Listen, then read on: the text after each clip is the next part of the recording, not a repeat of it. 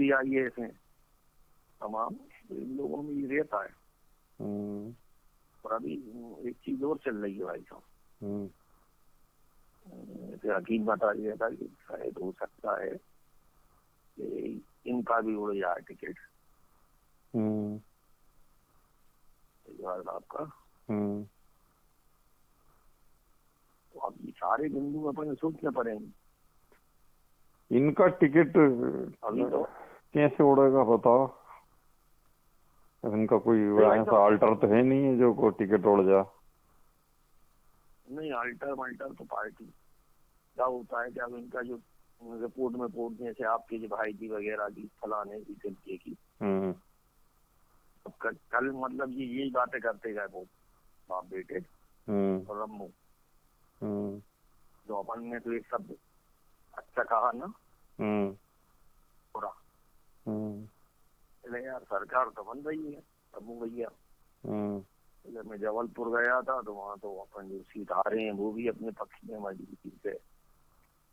तो रम्मू कहते हैं साहब पब्लिक तो अपने साथ है, कुछ नेता लोग ही गड़बड़ कर रहे हैं।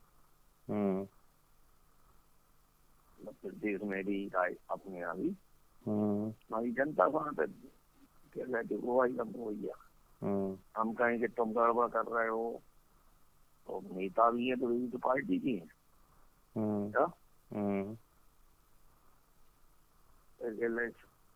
संघ का सर्वे, वो चाणक्य का सर्वे, चाणक्य सर्वे में भी सीटें कम नहीं हो बता रही है वो प्रदेश में। और संघ सर्वे में लगे संघ का सर्वे 3 बार साहब बोले अपने विरोधी आएगा।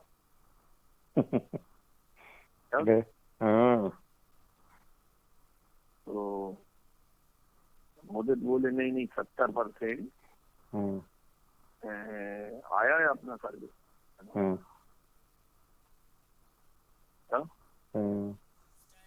70% है अपन, उसमें 30 कांग्रेस है। संयुक्त संघर्ष मोर्चा के प्रदेश अध्यक्ष शमशुल हसन बल्ली ने भारत छोड़ो आंदोलन की वर्षगांठ पर कहा कि कमलनाथ द्वारा जो लोगों का सम्मान किया गया है उसमें स्वतंत्रता संग्राम की लड़ाई करने वालों को सम्मान में शामिल नहीं किया गया। आजादी की लड़ाई अंग्रेज शासन के खिलाफ थी, लेकिन कुछ लोग भारत में विलीनीकरण को आजादी की लड़ाई से जोड़कर देखते हैं। वहीं उन्होंने कहा कि दोनों ही पार्टी जनता के मुद्दों से दूर हटकर सियासत कर रही है।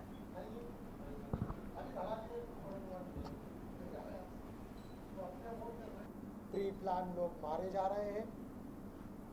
ड्रग्स ट्रायल जिस तरह गैस पीड़ितों पे हुआ था उसी तरह ड्रग्स ट्रायल सारे हॉस्पिटल्स में। देखिए मैं बताऊं आपको, देखिए जंग आज़ादी की जो लड़ाई लड़ी गई थी वो अंग्रेज़ों के खिलाफ थी। जंग आज़ादी की जो लड़ाई लड़ी गई वो अंग्रेज़ों के खिलाफ लड़ी गई थी। लेकिन माननीय जो कमलनाथ जी ने आज जिनका सम्मान और समारोह रखा था तो उसमें जो विलीनीकरण आंदोलन के लोग थे तो शायद वो लोग दिख रहे हैं उसमें। एक आध कोई हो सकता है जंग आज़ादी के विलीनीकरण के झगड़े में रहा हो, लेकिन अधिकांश जो चेहरे हमने आज कमलनाथ जी के प्रोग्राम में देखे हैं वो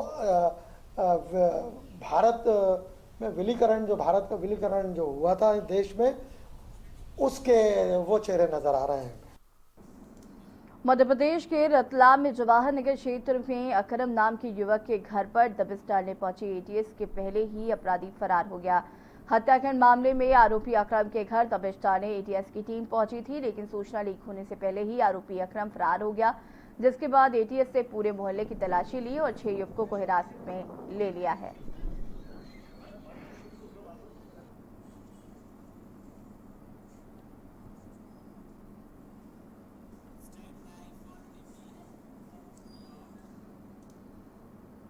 खबर उमरिया से है, जहां नरोजाबाद थाना अंतर्गत 15 वर्षीय युवती को 2 युवकों ने अपहरण कर उसके साथ सामूहिक दुष्कर्म किया। आपको बता दें कि ग्राम झीमा के 2 युवक युवती के घर रात को गए और युवती को जबरन उठाकर ले गए। युवती के साथ दुष्कर्म की घटना को अंजाम दिया। घटना के बाद युवती के परिजनों ने थाने आकर रिपोर्ट दर्ज कराते हुए सारी घटना का विवरण बताया, जिसके बाद पुलिस ने आरोपियों के विरुद्ध दुष्कर्म और घर में घुसकर अपहरण करने की धाराओं के तहत मामला दर्ज किया।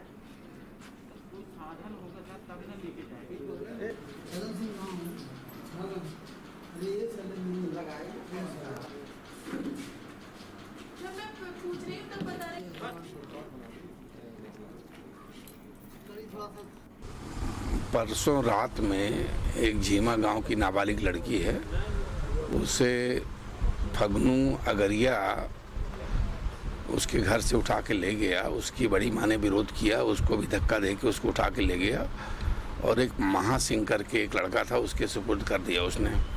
महासिंह ने उससे नाबालिग लड़की के साथ में बलात्कार किया और वो फगनू वहीं कुछ देर खड़ा था, उसके बाद वो वहाँ से चला गया। इसकी रिपोर्ट थाना नौरोजाबाद में मिलने पर 376 घा के तहत मुकदमा पंजीबद्ध किया गया है और पॉक्सो एक्ट भी लगाया गया है और दोनों आरोपियों को गिरफ्तार कर लिया गया है। विवेचना भी इसकी चल रही है। रायसेन जिले में बासमती धान की पैदावार लंबे समय से हो रही है, लेकिन किसानों को उचित दाम नहीं मिल रहा है। जीआई टैग नहीं मिलने से कई निजी कंपनियों में रायसेन की धान पंजाब और हरियाणा के टैग पर विदेशों में भेजकर कमाई करी जा रही है। प्रदेश सहित रायसेन की जीआई टैग यदि मिलता है तो किसान को फायदा होगा। लगातार किसान धान में कम दाम और लागत ज्यादा के कारण घाटे में जा रहा है।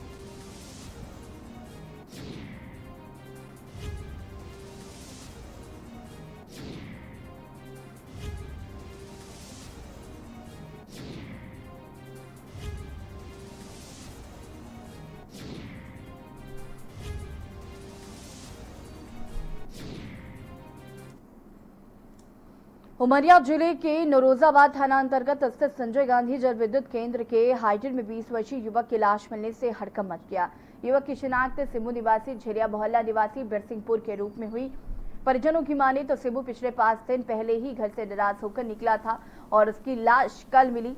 एसडीओपी पाली अरविंद तिवारी ने बताया कि सिमू के ऊपर बिरसिंहपुर पाली थाने में चोरी का मामला दर्ज है। हालांकि परिजनों ने यह भी बताया है कि सिमू नशे का आदी था।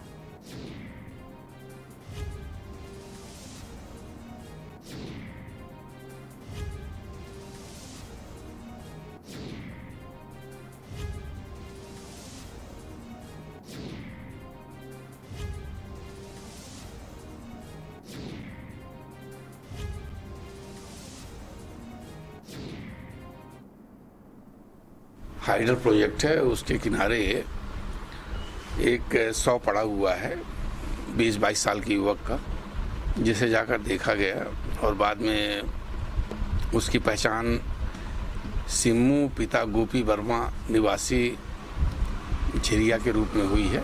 आरोपी सिलोसन पीने का आदी था और चोर भी था। उसके 2 मुकदमे पाली थाने में पंजीबद्ध है। अभी मृत्यु का कारण स्पष्ट नहीं हो रहा, इसलिए पीएम कराया गया। जैसी सूरत होगी कार्रवाई की जाएगी। मध्य प्रदेश की 27 सीटों पर उपचुनाव होने हैं, जिनमें से सबसे अधिक ग्वालियर चंबल संभाग की 16 सीटों पर उपचुनाव होना है।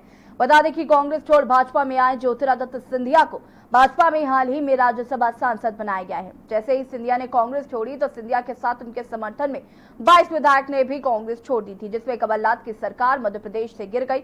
एक और बार फिर भाजपा ने मध्य प्रदेश में अपना दबदबा बनाते हुए भाजपा ने सरकार बनाई। इसको लेकर के मध्य प्रदेश में एक बार फिर विधानसभा के उपचुनाव होने हैं, जिसे लेकर के कांग्रेस और बीजेपी एक बार फिर आमने सामने हैं। देखिए पूरी रिपोर्ट। एमपी में उपचुनाव का महासंग्राम। विधानसभा उपचुनाव को लेकर घमासान। उपचुनाव को लेकर बीजेपी कांग्रेस आमने सामने। कांग्रेस में उम्मीदवार को लेकर मंथन जारी।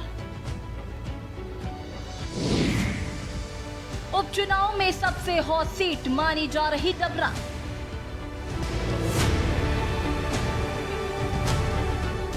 मध्य प्रदेश की 27 सीटों पर उपचुनाव होने हैं, जिनमें से सबसे अधिक ग्वालियर चंबल संभाग की 16 सीटें पर उपचुनाव होना है। आपको बता दें कि कांग्रेस छोड़ भाजपा में आए ज्योतिरादित्य सिंधिया को भाजपा में हाल ही में राज्यसभा सांसद बनाया गया है। जैसे ही सिंधिया ने कांग्रेस छोड़ी तो सिंधिया के साथ उनके समर्थक में 22 विधायक ने भी कांग्रेस छोड़ दी थी, जिससे कमलनाथ की सरकार मध्य प्रदेश में गिर गई और एक बार फिर भाजपा ने मध्य प्रदेश में अपना दबदबा बनाते हुए एक बार फिर से भाजपा ने सरकार बनाई। इसको लेकर मध्य प्रदेश में एक बार फिर विधानसभा के उपचुनाव होने हैं, जिसे लेकर कांग्रेस और बीजेपी एक बार फिर आमने सामने हैं। मध्य प्रदेश में 27 सीटों का उपचुनाव होना है, लेकिन डबरा विधानसभा सीट सबसे अहम सीट मानी जा रही है, क्योंकि ज्योतिरादित्य सिंधिया के कट्टर समर्थक इमरती देवी पहले कांग्रेस से यहां से 3 बार विधायक रह चुकी हैं, लेकिन अब इमरती देवी ने कांग्रेस छोड़ बीजेपी का दामन थामा है। इसलिए कांग्रेस के लिए यह सबसे बड़ी चुनौती मानी जा रही है। और डबरा वर्तमान के मध्य प्रदेश के गृह एवं संसदीय कार्य मंत्री नरोत्तम मिश्रा का गृह निवासी है, इसलिए कांग्रेस इस सीट को हथियाने में पूरा जोर लगा रही है। लेकिन कांग्रेस के विधायक कांग्रेस पार्टी से इस्तीफा देकर भाजपा में शामिल होते जा रहे हैं। कांग्रेस के लिए एक बड़ी मुसीबत पैदा होती जा रही है। अब देखना होगा कि कांग्रेस इस समस्या का समाधान कैसे निकालेगी। फिलहाल कांग्रेस पार्टी पर संकट गहराता जा रहा है। आइए आपको बताते हैं कब से कब तक रहा डबरा विधानसभा पर किस किस का कब्जा। डबरा का राजनीतिक इतिहास। 1967 में पहली बार कांग्रेस के वृंदा सहाय डबरा से विधायक चुने गए। 1972 में कांग्रेस के पहाड़ सिंह रावत विधायक बने। 1977 में भाजपा के गोपीराम कुकरेजा ने जीत दर्ज की। 1980 में भाजपा के उम्मीदवार जगन्नाथ सिंह ने जीत दर्ज की। 1985 में कांग्रेस के नरसिंह पवार विधायक बने। 1990 में डॉक्टर नरोत्तम मिश्रा ने भाजपा को जीत दिलाई। 1993 में बहुजन समाजवादी पार्टी के जवाहर सिंह रावत विधायक बने। 1998 में एक बार फिर नरोत्तम मिश्रा ने चुनाव लड़ा और जीते। 2003 में फिर से नरोत्तम मिश्रा ने जीत दर्ज की। 2008 में डबरा विधानसभा सीट आरक्षित हो गई, जिससे कांग्रेस की इमरती देवी सुमन ने जीत दर्ज की। 2008 से लेकर अभी तक डबरा विधानसभा सीट पर कांग्रेस का कब्जा रहा। पिछले 2018 में इमरती देवी सुमन ने भाजपा के कप्तान सिंह का रिकॉर्ड तोड़ 57,000 से अधिक वोटों से पराजित किया था। कांग्रेस शासन में उन्हें महिला बाल विकास मंत्री का पद भी दिया गया था।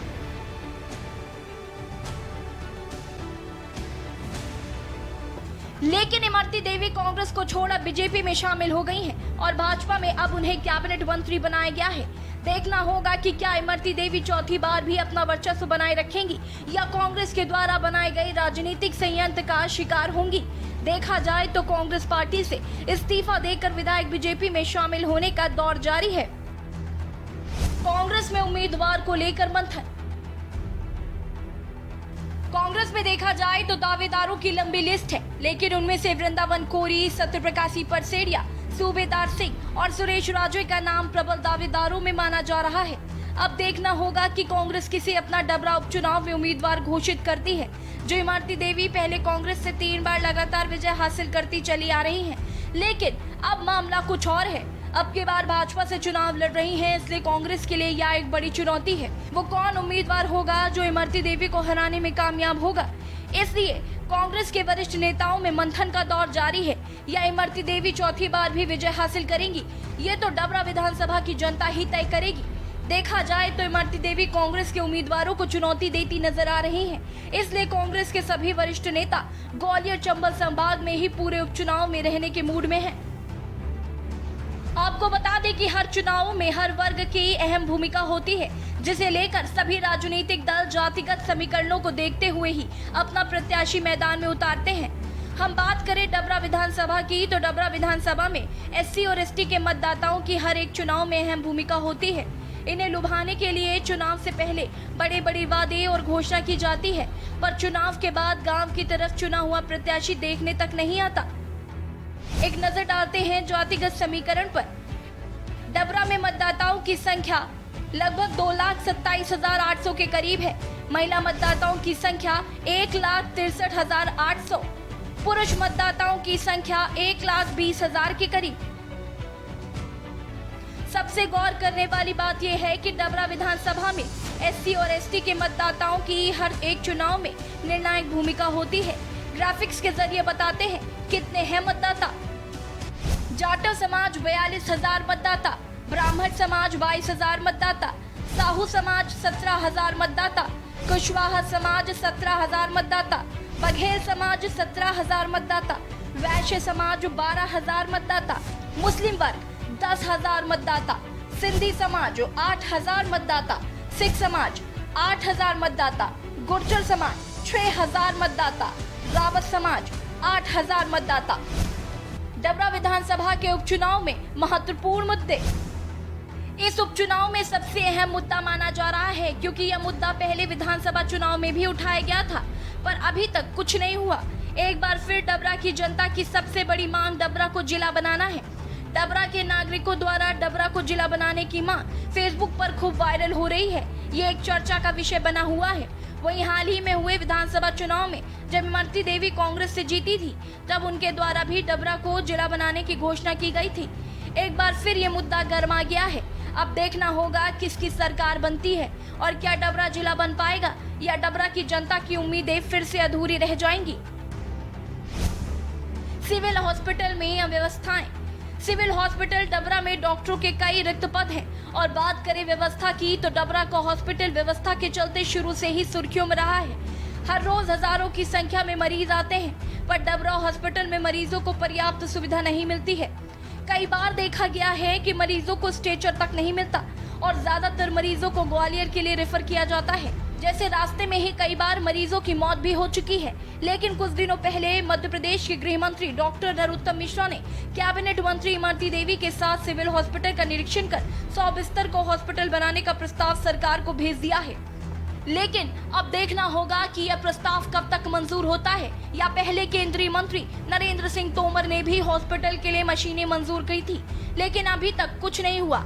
मशीनों का ही पता नहीं है कहाँ है क्या है। इसी तरह प्रस्ताव अधर में लटका रहेगा या मंजूर होगा, ये तो आने वाला समय ही बताएगा। और यदि हॉस्पिटल बन जाता है तो यह डबरा के लिए एक बड़ी सौगात होगी।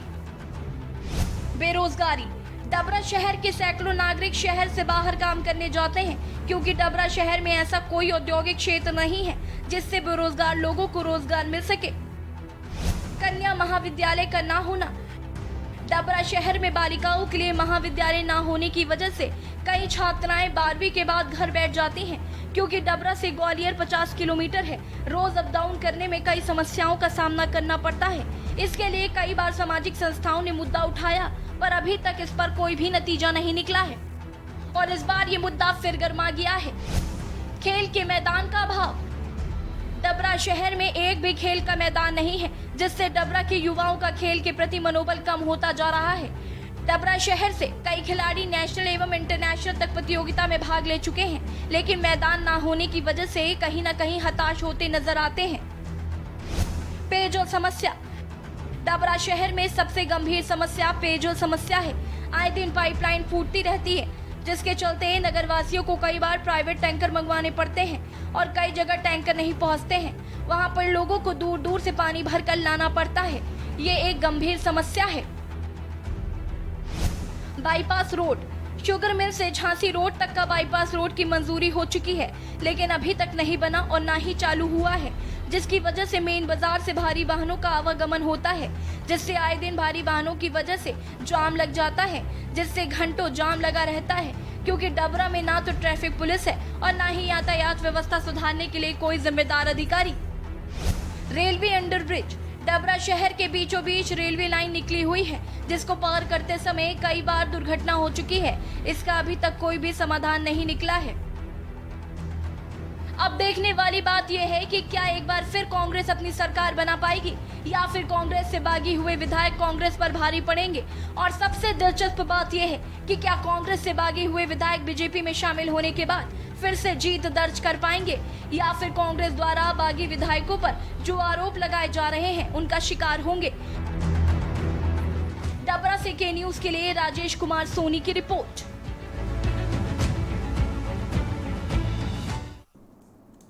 भिंड में दबंगों का कहर थमने का नाम नहीं ले रहा है। दबंगों ने आम रास्ते के विवाद को लेकर दलितों पर जमकर लाठियां बरसाई, जिसमें 4 महिलाएं सहित 1 दर्जन से अधिक दलित घायल हो गए। पुलिस ने दलितों की शिकायत पर दबंगों के खिलाफ मामला दर्ज कर लिया है। गोरमी थाना क्षेत्र में दलित और गुर्जर समाज के बीच खूनी संघर्ष हो गया। दलित समाज के लोगों के बीच गुर्जरों के खेत थे। गुर्जरों ने खेत में आम रास्ते को बंद कर दिया था। रास्ता खोलने को लेकर दोनों गुटों के बीच विवाद हुआ। विवाद इतना बढ़ा कि देखते ही देखते गुर्जरों ने लाठियों से जाटवों के परिवार पर अचानक हमला कर दिया।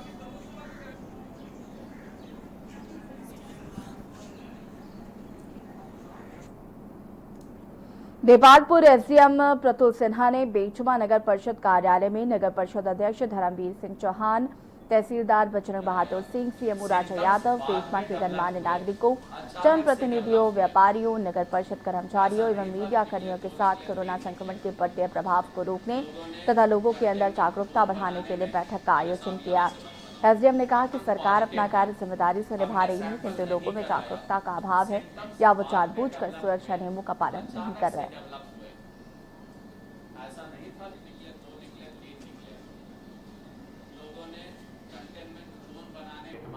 15 केस पॉजिटिव आए हैं, ये संख्या काफ़ी थी और हमने अलग अलग समय पे लोगों से अनुरोध किया है। आज कुछ कार्रवाई भी सख्त करनी पड़ी है।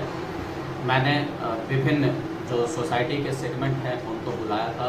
यहाँ के जो अध्यक्ष जी रहे हैं श्री बब्बी दरबार जी, उनसे मैंने चर्चा की और फिर ये बात हुई थी कि सभी लोगों के साथ एक बैठक करके लोगों में जागरूकता फैलाने का प्रयास फिर से करने की आवश्यकता है। बेटमा नगर में नगर परिषद में नगर के प्रमुख लोग और नगर के जनप्रतिनिधि प्रमुख, सभी वार्ड के पार्षदगण, वर्तमान पूर्व सभी इन लोगों के समक्ष एसडीएम साहब, तहसीलदार साहब और हमारे गणमान्य नागरिक राम निवास जी दाऊ, मूलचंद जी शर्मा, अब्दुल कलाम जी, नारायण सिसोदिया जी, सभी के समक्ष हरचंद जी बयानी और भी व्यापारीगण जितने भी उनके सभी के समक्ष एसडीएम साहब ने कुछ बातों की जानकारी दी। देपालपुर उपचार में बंद हत्या व लूट के 4 आरोपी जो जेल में बंद थे। महिला बैरक फाड़ कर मौका देखकर भागने लगे। अलार्म बजने व समय रहते जेल प्रहरी की सजगता से चारों कैदी जेल के पास से पकड़े गए। जानकारी मिलते ही मौके पर पुलिस के जिम्मेदार अधिकारी पहुंचे।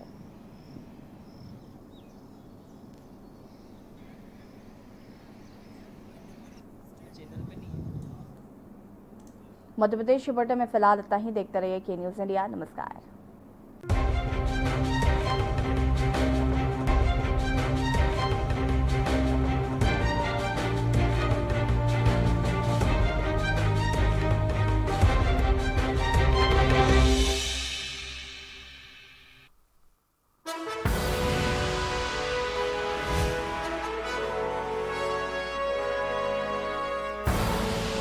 आप देख रहे हैं के न्यूज़, खबरों का सारथी। फुल एंड फाइनल टीवी की पहली फील गुड डिबेट। जरूरी ज्ञान समझना आसान, शोर नहीं सिर्फ शोर। फुल एंड फाइनल, ये नहीं देखा तो क्या देखा। रोज शाम 4 बजे TV9 भारतवर्ष, अब तो सब देख रहे हैं।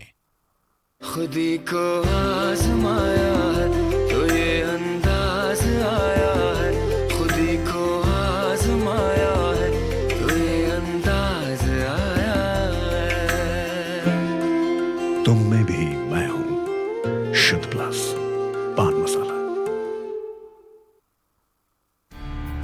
देश के खिलाफ कोई भी आवाज अब नहीं है बर्दाश्त। राष्ट्र से बड़ा कौन, अब नहीं रहेंगे मौन। परवाह देश की, सोमवार से शुक्रवार रात 10 बजे TV9 भारतवर्ष, अब तो सब देख रहे हैं। केबल ऑपरेटर्स जो पहुंचाते हैं आप तक हमारी हर बात, सजगता और समझदारी जिनकी है पहचान, जो है कोरोना योद्धा, जो है जिम्मेदार। इन कोरोना योद्धाओं को के न्यूज का सलाम। आप हैं तो हम हैं, आपके बिना हम कुछ नहीं। देश भर के केबल ऑपरेटर्स कोरोना योद्धाओं का के न्यूज की तरफ से हार्दिक अभिनंदन। कोरोना संकट काल में के न्यूज इंडिया की देशवासियों से अपील है कि हम जाति धर्म को भूलकर कोरोना को हराने में एक साथ खड़े हों। जरूरतमंदों की मदद करें। कोरोना के खिलाफ जंग में हम अपना योगदान दें। हम सब मिलकर लड़ेंगे और मिलकर जीतेंगे।